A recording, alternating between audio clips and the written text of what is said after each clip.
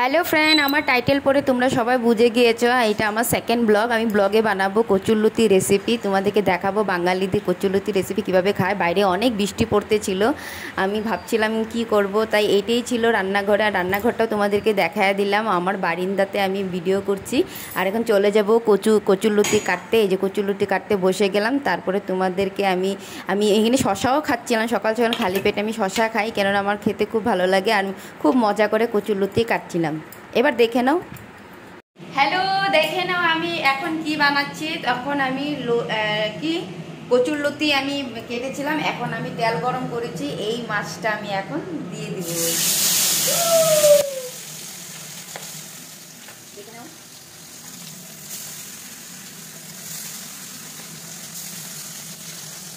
এই পাশে ডাল বসিয়েছি, এই পাশে মাছ। হ্যাঁ, আমি এই মাছগুলো ভেজে রাখবো, পরে দিয়ে মাছের তরকারি করবো। আর লতি, এই লতি আমি সিদ্ধ করে নামিয়েছি।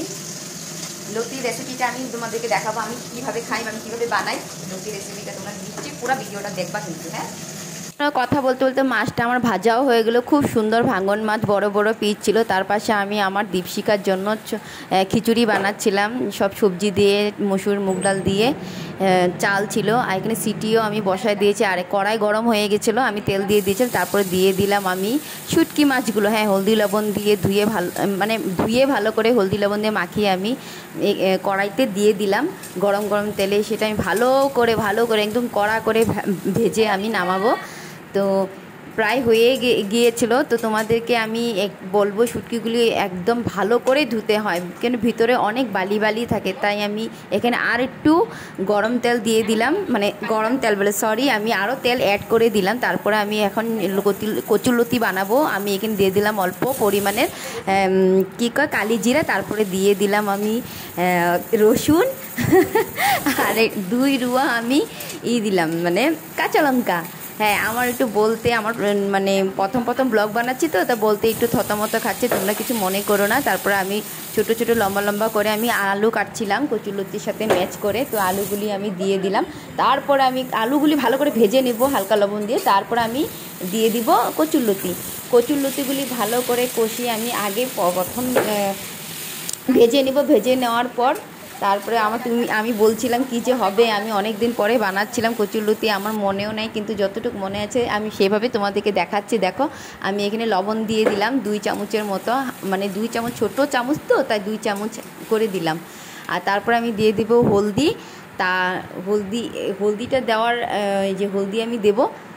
তারপর আমি কিছুক্ষণ লেড়ে চেড়ে তারপরে আমি দিব জিরের গুঁড়ো। হ্যাঁ, আধা চামচ জিরের গুঁড়ো। এই যে আধা চামচ জিরের গুঁড়ো তোমাদেরকে দিচ্ছি। আর তোমাদেরকে দিচ্ছি না, মানে আমি কড়াইতে দিচ্ছি।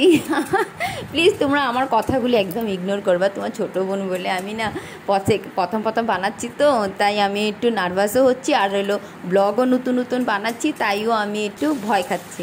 দুইটাই আমার হতো। প্রায় আমার কচুরলতি হয়ে আসলো। দেখে নাও, ফাইনাল আমি কচুরলতিটা বানিয়ে ফেললাম। এখন আমি মাছের তরকারি বানাচ্ছি, 2 পিস যে মাছ ছিল সেটা আমি বানাচ্ছি। আর আমি আমি খেয়েছিলাম, সত্যি খুব ভালো হয়েছে, খালি একটু লবণ কম হয়েছে, আমি লবণ দিয়ে দিয়েছি। আর আমার এই কচুরলতি ভিডিওটা যদি তোমাদের সত্যি ভালো লাগে, প্লিজ একটা লাইক, সাবস্ক্রাইব করে দিও আর শেয়ার করে দিও। আর এটা আমার প্রথম ব্লগ, আমার এই কিচেন রুমের প্রথম ব্লগ আমি তোমাদেরকে দিচ্ছি। আমাকে খুব ভালোবাসা দিও। আর আমি চাই তোমাদের ভালোবাসাতে আমি যাতে একটু আগ বাড়তে পারি। আর আমি কি করি সব জানি, তোমাদেরকে ব্লগ বানিয়ে দেখাতে পারি। তোমরা আমার অনেক ভালোবাসা দিও। ঠিক আছে, বাই বাই।